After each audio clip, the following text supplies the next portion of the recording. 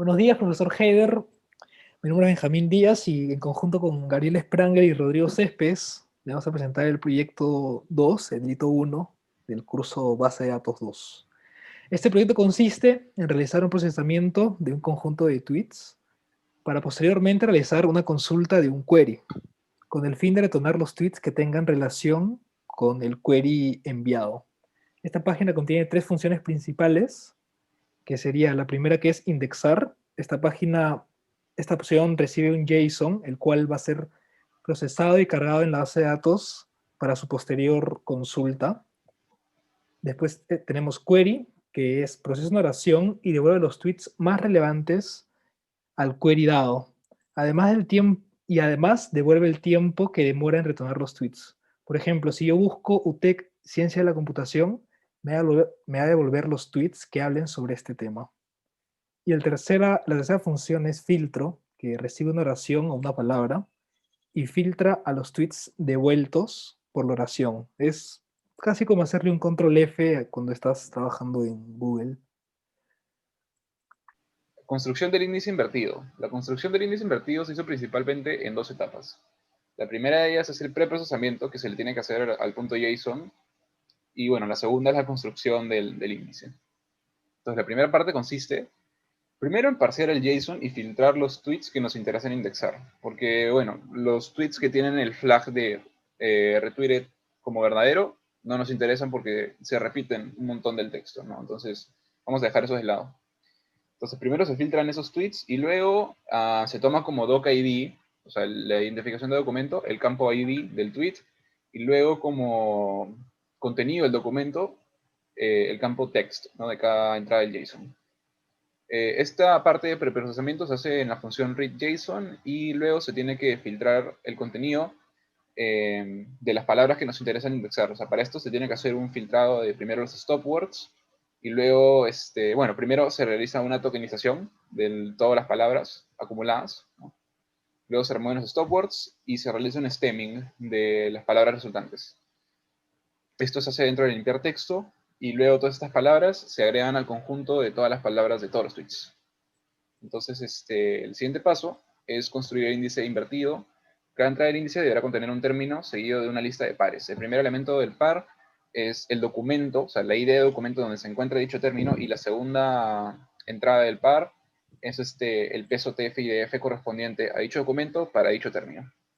Para cada uno de los elementos de la lista, los términos totales se comparan con todos los tweets y se revisa si existe dentro de dicho documento. Si es así, se guarda el doc ID y se calcula el peso también, ¿no?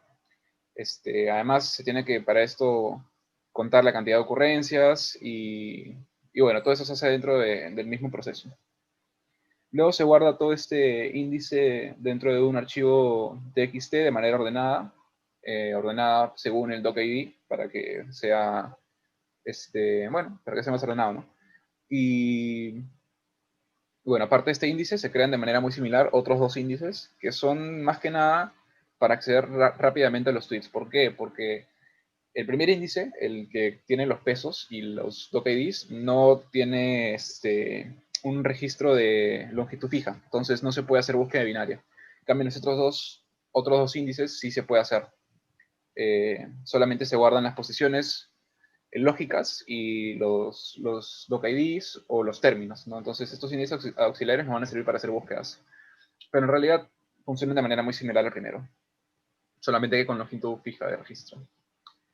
Y bueno, el manejo de memoria secundaria, la siguiente parte, en realidad es bastante sencillo, solamente se guardan los archivos en documento de texto y otra vez, como ya dije anteriormente, los índices auxiliares fueron diseñados con longitud de registro fija para que se pueda hacer búsqueda binaria, ¿no? Y que sea mucho más rápido el proceso de buscar.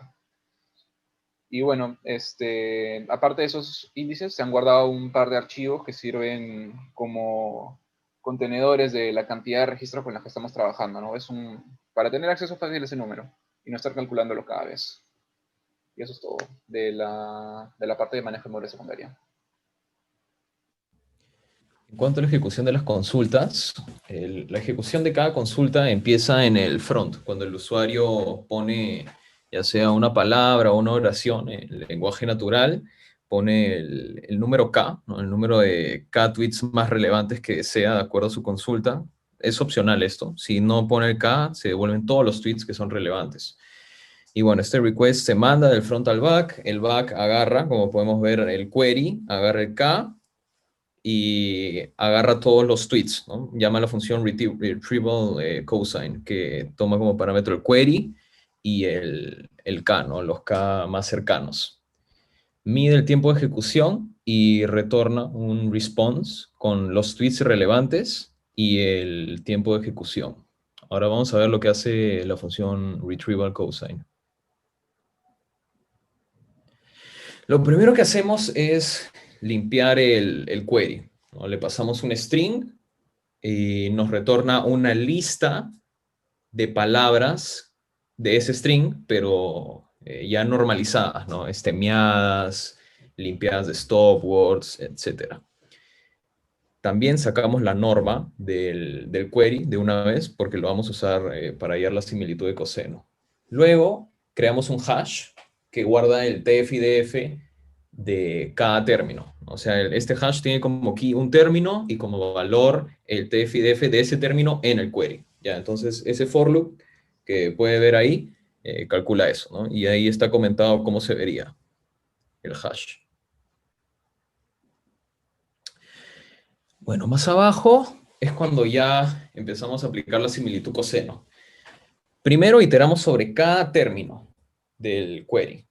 Y luego llamamos a la función buscar, que esta función buscar tiene contacto directo con los índices, y esa función buscar nos retorna una lista de tuplas, donde cada tupla, donde el primer elemento de la tupla tiene el tweet ID, y el segundo elemento de la tupla tiene el TF-IDF entre ese tweet y ese término.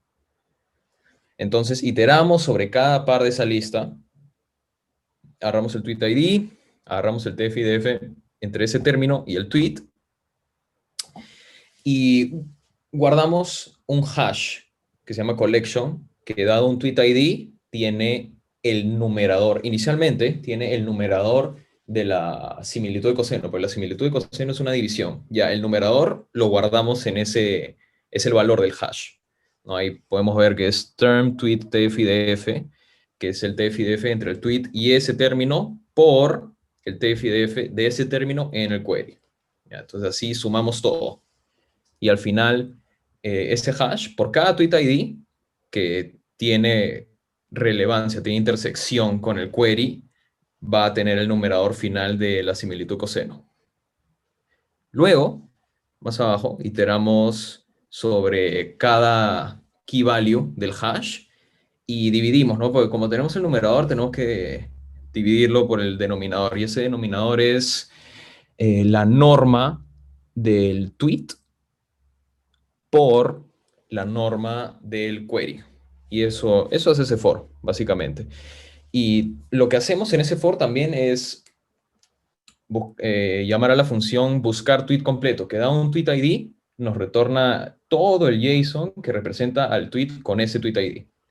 Entonces, hacemos result.append tweet correspondiente 0, que tiene el texto completo de ese tweet, todo el JSON, y la similitud, ¿no? Que es collection tweet ID. Ese collection tweet ID tiene ya la similitud coseno entre el query y ese tweet. Luego, ordenamos los resultados por el segundo elemento de la tupla, que es la similitud, el valor de la similitud del score, y ponemos reverse es igual a true para que primero estén los más relevantes. Luego chequeamos el K, que se nos pasó. Si es igual a -1, entonces retornamos todos. Si K no es igual a -1, entonces retornamos los K primeros. Y retornamos todos los tweets que el usuario ha pedido. Finalmente, para la indexación en tiempo real del archivo, esa es la función del back que se encarga de indexar el archivo. Lo que hacemos es agarrar el archivo, ¿no? que viene en el request, lo guardamos en la carpeta uploads, y una vez que ya está guardado, creamos los 3 índices auxiliares para que nos hacen posibles llamar a estas funciones, buscar tweet completo, buscar un término, etc. Y retornamos success, ¿no? Para que el front ya le avise al usuario que está listo el front para hacer consultas. Bueno, profesor, aquí vamos a hacer una pequeña demostración sobre cómo funciona nuestra página web. Primero vamos a proceder a cargar un archivo con los tweets que van a ser indexados. Ahí ya terminó el proceso de la indexación. Entonces, ahora yo quiero buscar un query que hable sobre, por ejemplo, las elecciones congresales y que también mencionen a Urresti. Como se puede ver, aquí me vuelve todos los tweets que hablan sobre elecciones y Urresti, pero yo quiero principalmente sobre Urresti, así que aquí voy a realizar el filtro. Entonces aquí puedo ver los tweets que hablan sobre Urresti y además pueden tener algo de relación con las elecciones congresales. Como se puede ver, aquí mencionan Urresti, aquí también, que le dicen que hace un buen trabajo. Y generalmente es eso, tweets que hablen sobre Urresti y también tengan relación sobre las congresiones, sobre las elecciones congresales. Bueno, ahora quiero buscar sobre los que hablan solamente de Urresti, pero no solo quiero todos, porque probablemente sean muchos. Entonces yo quiero los 10 más relevantes tweets que hablen sobre Urresti. Entonces realizo la búsqueda y aquí se puede apreciar los 10 tweets más relevantes que hablan sobre Urresti y, bueno, el trabajo que está realizando.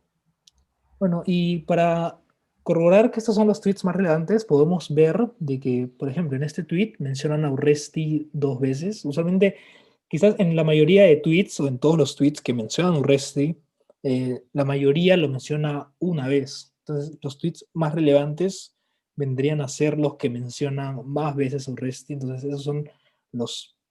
Así es como se decide cuáles son los tweets más relevantes y cuáles no. Por ejemplo, en este aquí también lo mencionan 2 veces. Aquí ya vemos que también lo mencionan 2 veces. Y si dejamos el décimo relevante, también lo mencionan 10 veces. Pero si en caso busquemos a todos, por ejemplo, voy a buscar todos los que hablen sobre Urresti, y podemos ver que aquí hay alguno que lo menciona una sola vez. Por ejemplo, este tweet de acá solo menciona Urresti una vez, y este tweet no apareció cuando le pedí los 10 más relevantes. Entonces, al momento de decirle que me vuelva los más relevantes son usualmente los tweets que lo mencionan más veces. Por ejemplo, si hubiera un tweet que menciona a Urresti 5 veces, yo busco los tweets más relevantes y los 5 más relevantes. El primero probablemente va a ser ese tweet porque tiene más, o sea, habla más sobre Urresti, entonces es el tweet que más me interesa. Y bueno, esto sería todo este trabajo, profesor. Muchas gracias.